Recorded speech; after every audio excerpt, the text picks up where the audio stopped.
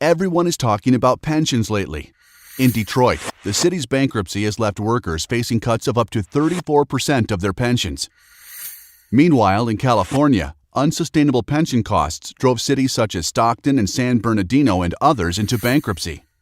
Closer to home, pensioners of the bankrupt St. Anne Nachowik and Fraser's paper mills lost 35 to 40% of their defined benefit pensions. What is happening to pension plans? Most defined benefit plans were designed at a time when interest rates were high and the stock market was less volatile. Demographics were also very different. In the 1970s, public sector plans in New Brunswick, such as the Teachers Plan, had 10 people working to support each retiree. Today, there is only about one person working for every retiree. Workers are now retired longer. In the 70s, public servants worked an average of 40 years and were retired for 17. Today, they work on average for 32 years and are retired for 31. This has put great strain on public sector plans and the taxpayers who fund them. That's because when contributions and investment returns are not enough to keep the fund sustainable, special payments are required. A special payment is over and above the province's regular matching pension contributions. For New Brunswick's two biggest public sector plans, special payments have cost almost $2 billion over the past 20 years. That is almost enough to run every hospital, health clinic, and doctor's office in New Brunswick for an entire year. This problem is not unique to New Brunswick.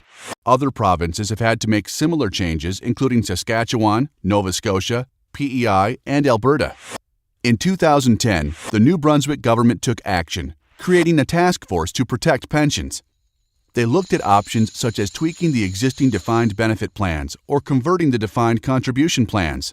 None of these options made pensions more sustainable, secure, and affordable for the long haul. So the task force began looking at models around the world. One model, from the Netherlands, has consistently ranked as the top model in the world and has been adopted by many jurisdictions. Jim Leach, former head of the Ontario Teachers Plan, said, "The Netherlands is the Stanley Cup of all pension systems in the world, by far the most sustainable and the one that everyone looks to." But would the Dutch or shared risk model work in New Brunswick? The task force ran thousands of economic tests on this model. Was it sustainable and secure? Yes.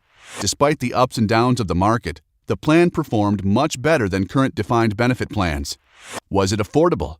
Yes, because contributions can only vary by a small margin, ensuring that taxpayers would no longer have to make special payments. Finally, was it fair to all generations? Yes, by respecting the pensions that had already been earned, but changing the increases going forward. How does it work?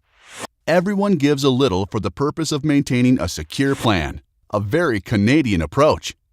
Young workers contribute more and work longer, but in exchange for pension security. They won't have to subsidize benefits for retirees that they could not expect to receive when they retire.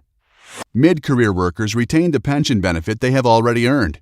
Going forward, they will have to contribute a little bit more, likely between 1% and 3% more, and work a little longer. Late career workers, with most of their service banked under the previous rules, might only have to work a few months longer to get the same benefit as before. Retirees will continue to receive some of the best cost of living increases of any plan in Canada, but future increases will be based on the health of the fund and not automatic. Plus, they will be doing their part to secure the plan for future generations. Is the shared risk model the right thing to do? So far, it has been recognized and adopted by many organizations. In the end, the shared risk model assures everyone a secure pension they can count on.